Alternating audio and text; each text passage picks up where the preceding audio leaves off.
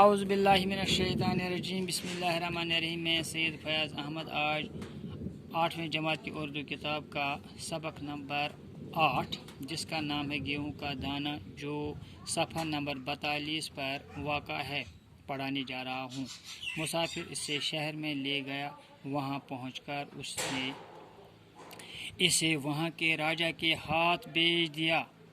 راجا نے فوراً اپنے عقل مند درباریوں کو بلایا اور یہ گیہوں نما انڈا دکھا کر کہا، بتائیے یہ کیا ہے، گیہوں کا دانہ ہے یا مرغی کا انڈا؟ دیکھو میری طرف بچو۔ مسافر اسے شہر میں لے گیا، مسافر جو ہے اس نے اس دانے کو شہر میں وہ لے گیا، وہ وہاں پہنچ کر اس نے اس سے وہاں کے راجا کے ہاتھ بھیج دیا۔ تو جب وہ شہر میں پہنچ گیا تو اس نے اس کو وہاں کے راجا کے حوالے کیا۔ راجا نے فوراً اپنے عقل مند درباریوں کو بلایا۔ راجا جو تھا اس نے فوراً اپنے عقل مند درباریوں کو بلایا اور یہ گیہوں نما انڈا دکھا کر کہا، اور یہ گیہوں نما انڈا دکھا کر اس نے انہیں کہا، بتائیے یہ کیا ہے، یہ کون سا چیز ہے، یہ گیہوں کا دانہ ہے یا مرغی کا انڈا؟ تمام درباریوں نے اسے غور سے دیکھا، تمام درباری جو وہاں موجود تھے انہوں نے اس کو غور سے دیکھا۔ کسی کی سمجھ میں کچھ نہ آیا، کسی کے سمجھ میں کچھ نہیں آیا۔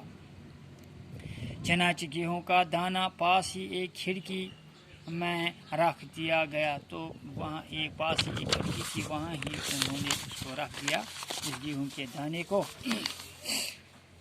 ذرا سی دیر میں، کچھ دیر کے بعد ایک چیل جو ہے جو اڑتے اڑتے آئی اور اس نے اس میں چھید کر دیا، اس نے اس کو ایک دم اس پر حملہ کیا اور اس کو پکڑ لیا ہے۔ درباریوں نے غور سے دیکھا، درباری جو تھے انہوں نے اس کو غور سے دیکھا تو معلوم ہوا کہ وہ سچ مچ گیہوں کا دانہ تھا، کہ وہ سچ مچ کیا تھا، گیہوں کا دانہ تھا۔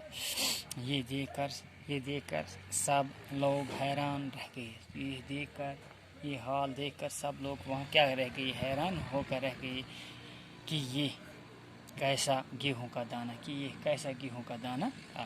راجا نے کہا، جب راجا نے دیکھا، اس نے دیکھا، معلوم کرنا چاہیے کہ اتنا بڑا گیہوں کہاں پیدا ہوتا ہے، کہ راجا نے یہ بتایا کہ اب اس نے حکم دے دیا کہ یہ دیکھنا کہ اتنا بڑا گیہوں کا دانہ یہ کہاں موجود ہے، کسی بوڑھے کسان کو دربار میں حاضر